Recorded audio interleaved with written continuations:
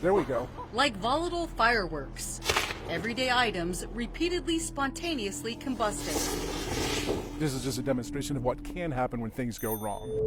The North Royalton Fire Department's showing us the top hidden hazards, hoping to save lives and property. A lot of these hidden fires that could have been prevented. Like this recent blaze on Wallings Road. The entire house was destroyed. Caused by an often overlooked but common problem, improperly stored oily rags, says Chief Robert Chagan. 2 of our last 3 fires had to deal with oily rags, and we have seen a rash of these in the southwest Cuyahoga County area. The chief, Assistant Chief Tom Hayback, and members of the Southwest Emergency Response Team explain. Anything that's plant-based can be a problem. The oil, when it breaks down, it produces heat. So if it's in a situation where that heat can't dissipate, it will heat up, which releases more heat, and then if there are other combustibles nearby, then it's going to start those on fire. To prevent this, they say, always properly store or discard chemical and/or oily rags. Put all of the materials that used back in this can, fill it with water, and then seal it up with a lid. Or another option, Just lay them out if you can, and right on the concrete outside if they can, especially if it's a nice warm day, and let them dry out. That's the best way. the next major threat is literally all around us. Due to lithium-ion batteries. Usually safe and in everything, from vehicles to laptops, phones to chargers. But if they're damaged or not made well, then there's chemicals inside there that can mix together and cause a problem. For the demonstration, they're forcing overheating. So this is the kind of thing that you can see with the house fire, you could see with the scooters. The e-cigs that they use these batteries in there, that's in somebody's pocket.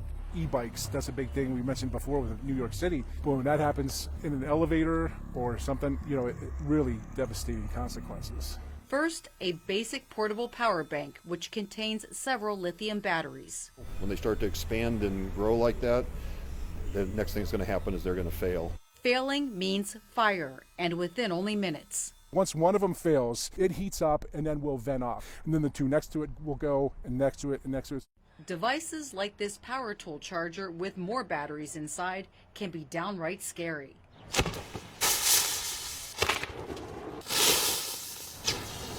Just imagine, they say, if this was your home.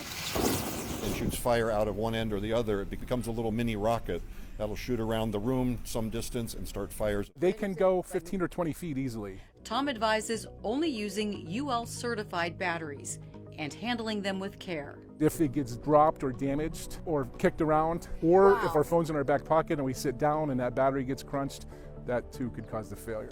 Also, he says, don't mix brands or leave them plugged in once they're fully charged. That's why we always want to make sure we're in attendance when we have these batteries charging. You'd never want to charge your cell phone under your blankets or under a pillow. That's producing heat.